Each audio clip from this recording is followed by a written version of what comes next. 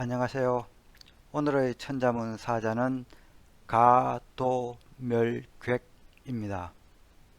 거짓가 또는 빌릴가, 길도, 멸할멸, 나라객입니다. 여기서 가는 빌리다는 의미로 사용되었습니다. 그래서 사자를 직역하면은 길을 빌려 객을 멸하다가 되겠습니다. 춘추시대 초기 진나라 남쪽에 객이라는 나라가 있었습니다. 진과 객은 서로 사이가 좋지 않아 이 진나라 왕이었던 진흥공은 객나라를 치고 싶어 했으나 우나라를 거쳐야 객나라를 갈 수 있었습니다. 그러나 우후가 다른 나라 군대를 자기 나라 땅에 들어놓지 않을 것은 뻔했습니다. 그러나 신하인 순식은 우후의 탐욕을 이용하여 진나라 보물인 수국의 구설, 굴산의 말을 우나라 제후에게 바쳐 허락을 구합니다. 이에 우나라 신하인 궁지기가 객은 우리의 담장과 같습니다. 객이 망하면 우리도 함께 망할 것입니다. 라고 만류합니다. 하지만 우후는 재물에 눈이 멀어 진나라의 요청을 승낙합니다. 이렇게 길을 빌린 진은 객을 멸망시켰고 돌아오는 길에 이 우나라도 쳐서 함께 멸망시키고 다시 수국지역과 굴산지성을 찾아옵니다. 따라서 가도멸객은 이 우나라 제후처럼 작은 이익을 얻으려다 나라를 통째로 잃어버리는 어리석음을 타이르는 사자가 되겠습니다. 그림은 이 우후가 진흥공의 군대에 둘러싸인 모습입니다. 후에도 이미 늦어버린 걸 어떡합니까? 여기 등장하는 이 진흥공이 바로 144마 진초 경패에 나온 춘추시대 2대 패자 진문공의 아버지가 되겠습니다. 진흥공은 여러 전쟁에서 승리하여 진나라를 강대국으로 만들었으나 애첩인 여희를 총애한 나머지 태자를 죽이고 나라를 엉망으로 만들게 됩니다. 이때 도망쳐서 19년 만에 돌아온 둘째 중이가 바로 춘추시대 2대 패자 진문공이 되겠습니다. 그럼 글자에 대해 살펴보겠습니다. 먼저 거짓가를 설명드리겠습니다.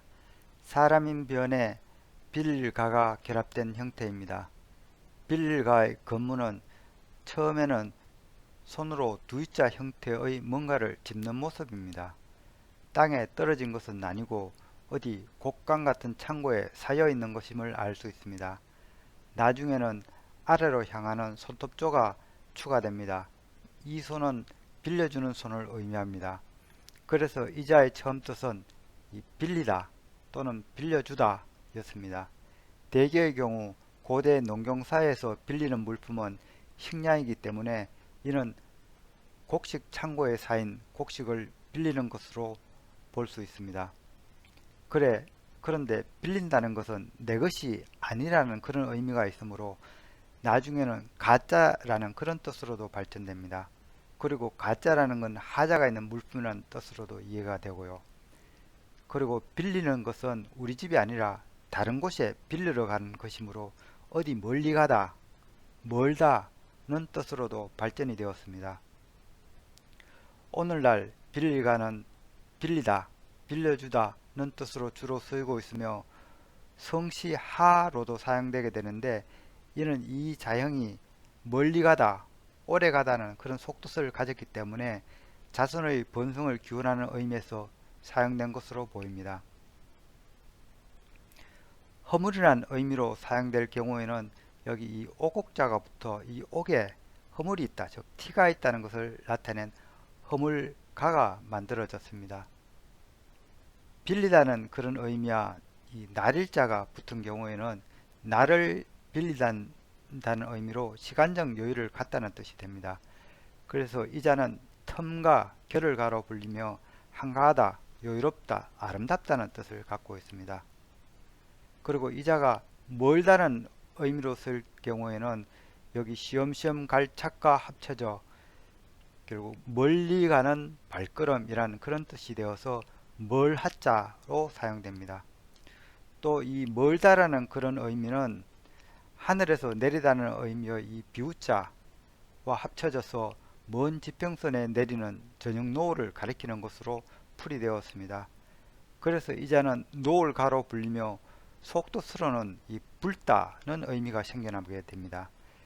그래서 이 붉다는 속뜻이 만들어진 이 가에 고기어가 들어가게 되면은 붉은 물고기라는 뜻이 되어 이자는 새우하로 불리웁니다.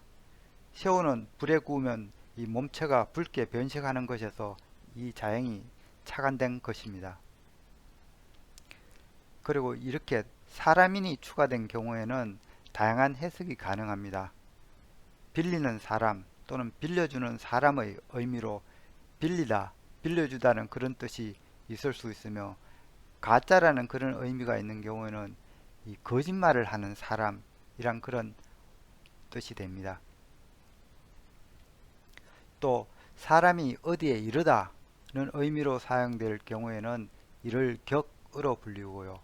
그리고 사람이 어디 멀리 가다는 의미도 있기 때문에 멀하로도 사용이 되고 있습니다. 다음 자는 길도자입니다. 이 자는 시험시험 갈 착에 나여자가 붙은 형태입니다. 먼저 나여자를 설명드리겠습니다.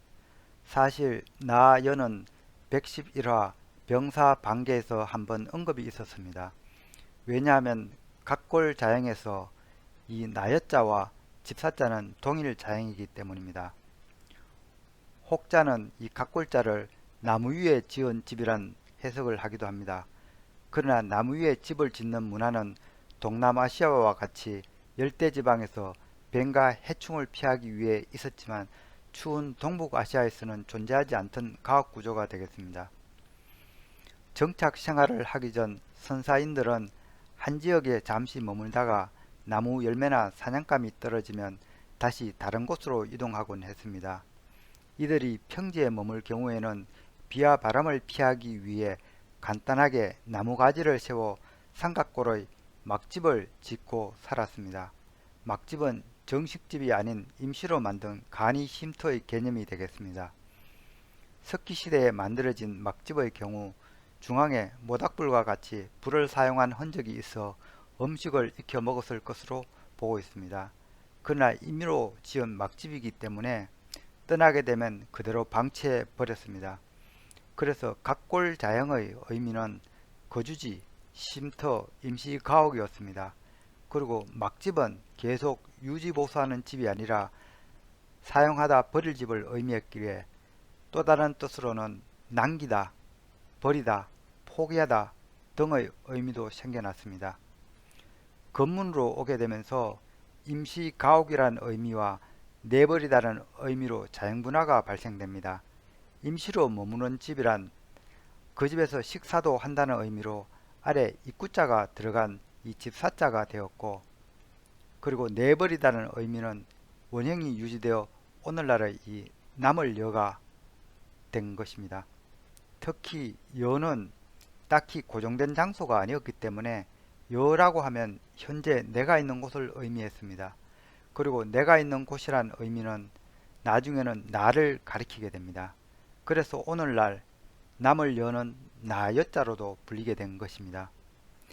이는 마치 순수 우리말 여기가 내가 있는 곳을 지칭하는 것과 흡사합니다. 이는 우리의 조상격인 동이족과 각골자가 무관하지 않다는 것을 알려주는 사례라 하겠습니다.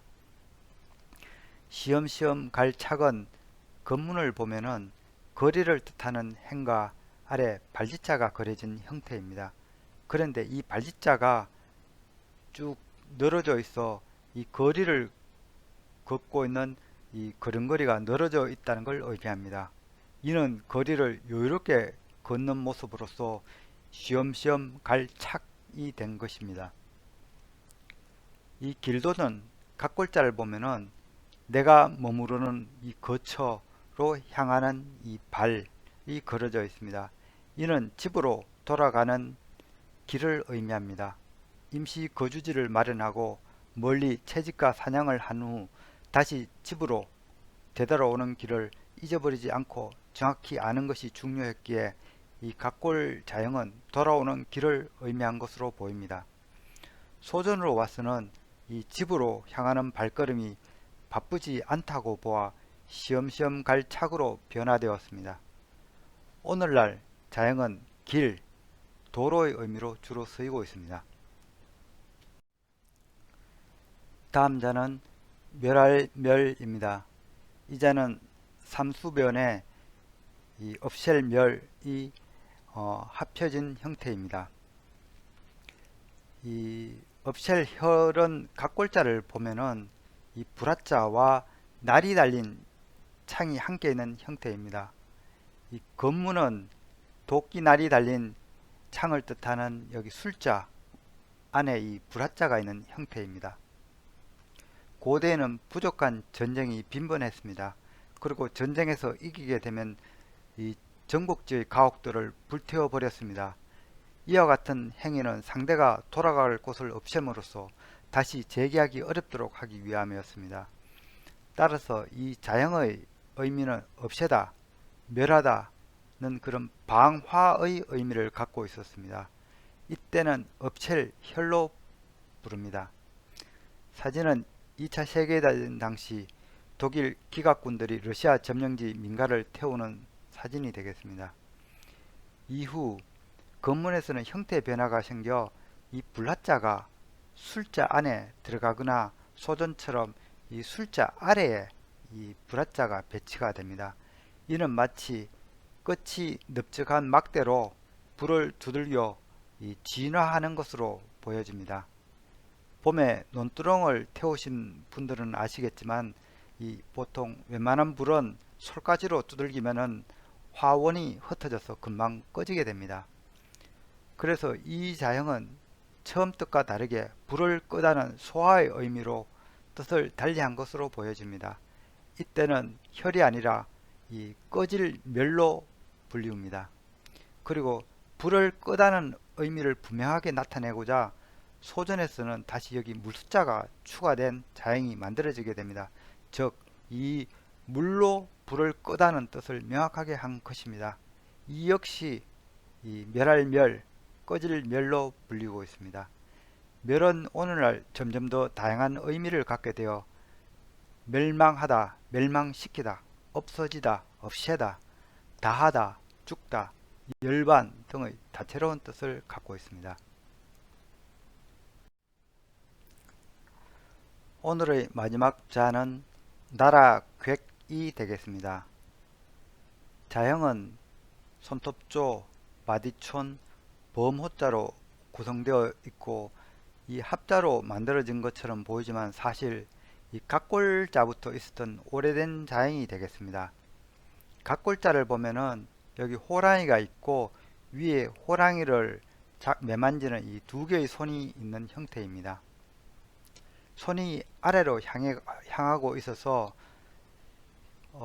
호랑이의 발톱을 의미한 건 아니고 이 호랑이를 매만지는 형태입니다. 이는 호랑이를 잡아서 껍질을 손질하는 모습에 가깝습니다. 그래서 이 자는 호랑이를 이렇게 사냥했다는 의미로 그 뜻이 용맹하다, 힘이 세다 였을 것으로 추정됩니다. 그래서 힘이 센 나라라는 그런 의미로 나라 이름 객으로 채택되었을 것으로 보입니다. 건문으로 와서는 자형들이 다양하게 분화가 됩니다. 호랑이 사냥을 강조하기 위해서 이 옆에 짝대기를 쥔 이 칠복자가 들어간 형태도 많이 보입니다. 그래서 객은 속뜻으로 치다, 때리다, 아니면 갈라치다는 그런 의미가 있습니다. 어떤 자형들은 이 손톱조가 위에 3개씩이나 있고 그 아래 다시 손을 뜻하는 또우자가 있는 형태가 있습니다. 또 이 호랑이의 이 위와 아래에 이 손톱조나 또우자가 있는 경우도 있습니다. 이 아래 두 글자의 경우에는 이 호랑이의 발자국을 나타낸 것으로 보입니다.